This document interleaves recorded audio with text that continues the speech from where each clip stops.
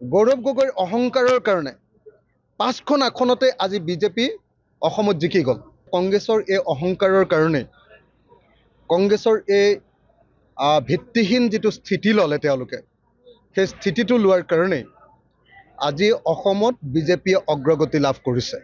গৌৰৱ গগৈ আৰু ভূপেন বৰাৰ মাজত সংঘাতৰ কাৰণে, কাজিয়াৰ কাৰণে আজি 5খন আসনত বিজেপিক জিকাই দিলে।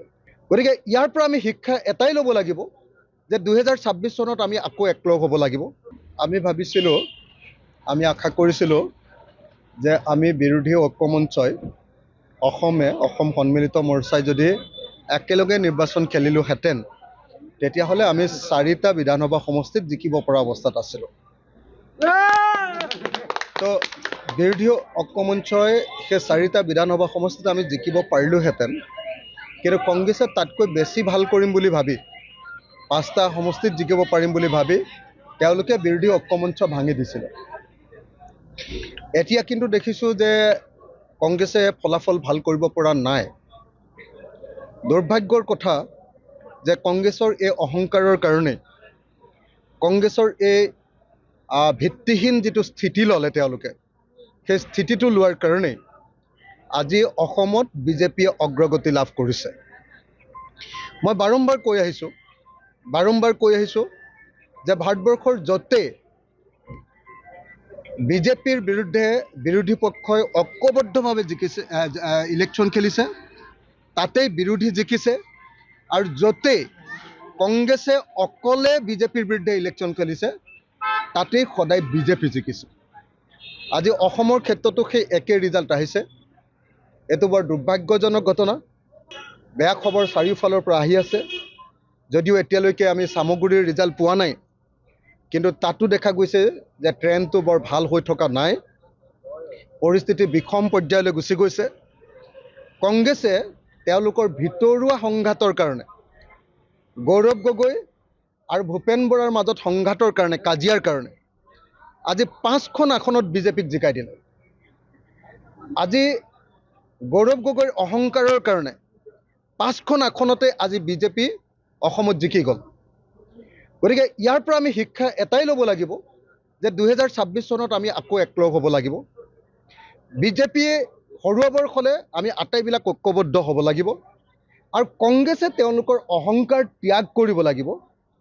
কংগ্ৰেছে MP ইলেকশ্যনত অকণমান ভাল ৰিজাল্ট কৰাৰ পাছত তেওঁলোকে ভাবি লৈছিলে যে তেওঁলোক এতিয়া অপ্ৰতিদ্বন্দ্বী, তেওঁলোকক কোনেও হৰুৱাব নোৱাৰিব, তেওঁলোক জিকিবই, বেলেগক লগত লোৱাৰ কোনো প্ৰয়োজন নাই।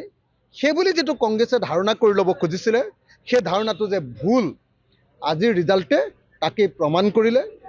আৰু গৌৰৱ গগৈৰ অহংকাৰৰ ওপৰত এইটো এটা বৃহৎ, মই ভাবোঁ, আঘাত এটা। গৌৰৱ গগৈ ডাঙৰীয়াই কালি কৈছে যে আমি লুলি হোটেলত যিবিলাক মিটিং কৰি আছিলোঁ, এইবিলাক ব্যৰ্থ হৈছে। লিলি হোটেলৰ মিটিং আমি কৰা নাছিলোঁ। লিলি হোটেলৰ মিটিং মাতি নিছিলে কংগ্ৰেছে, আমাক মাতি নিছিলে জিতেন্দ্ৰ সিঙে, আমাক মাতি নিছিলে ভূপেন বৰাই।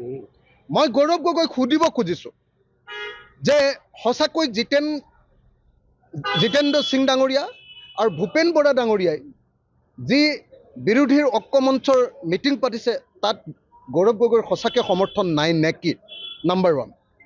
মই এই মুহূৰ্তত ভূপেন বৰাক সুধিব খুজিছোঁ, ভূপেন বৰা ডাঙৰীয়াই উত্তৰ দিয়ক আমাক, যে ভূপেন বৰা ডাঙৰীয়া, আপোনালোকৰ এজন নেতা, কংগ্ৰেছৰ সৰ্বভাৰতীয় পৰ্যায়ৰ লিডাৰ, লোকসভাৰ বিৰোধী দলৰ কংগ্ৰেছ দলৰ উপদলপতি গৌৰৱ গগৈ ডাঙৰীয়াই কৈছে যে লিলিত যি মিটিং পাতি আছোঁ, এই মিটিং ব্যৰ্থ হৈছে। সেই মিটিং লিলিত আৰু পাতিব নালাগে, পাতিব লাগে কোনোবা ধাবাত, বিহালীৰ ধাবাত। তাৰমানে কংগ্ৰেছৰ অফিচিয়েল মিটিং এইবিলাক নাছিলে নে কি? আমাক এই প্ৰশ্নৰ উত্তৰ ভূপেন বৰাই দিব লাগিব। ভূপেন বৰাই যেতিয়ালৈকে এই উত্তৰ নিদিব, তেতিয়ালৈকে ভূপেন বৰাৰ লগত কোনো কথা পতা নহ'ব। যেতিয়ালৈকে ভূপেন বৰাই এই প্ৰশ্নৰ উত্তৰ নিদিব, তেতিয়ালৈকে কেতিয়াও কংগ্ৰেছ দলৰ লগত কোনো কথা পতা নহ'ব। ভূপেন বৰাই আমাক অপমান কৰিছে, ভূপেন বৰাই আমাক উত্তৰ দিব লাগিব, জবাব দিব লাগিব। তেওঁ আমাক অপমান কৰিছে, তেওঁ বাৰম্বাৰ লিলি হোটেললৈ আমাক মাতি নিছে, আৰু এতিয়া তেওঁলোকৰ কেন্দ্ৰীয় নেতাই কৈছে, বিৰোধী উপদলপতিয়ে কৈছে যে সেই মিটিংবিলাকত কংগ্ৰেছৰ কোনো অনুমোদন নাই, নিশ্চয় অনুমোদন নাই, কাৰণ সেইবিলাক ব্যৰ্থ হোৱা বুলি তেওঁ আনুষ্ঠানিকভাৱে ঘোষণা কৰিছে আৰু মিটিংবিলাক তেওঁলোকে ধাবাত পাতিব লাগে বুলি কৈছে। গতিকে এইটোৱে আমাক অপমানিত কৰিছে। আৰু গৌৰৱ গগৈ এই প্ৰশ্নৰ উত্তৰ কংগ্ৰেছ দলৰ ভূপেন বৰাই আমাক যেতিয়ালৈকে নিদিব তেতিয়ালৈকে ভূপেন বৰাৰ লগত আমাৰ কোনো কথা বাৰ্তা নহ'ব।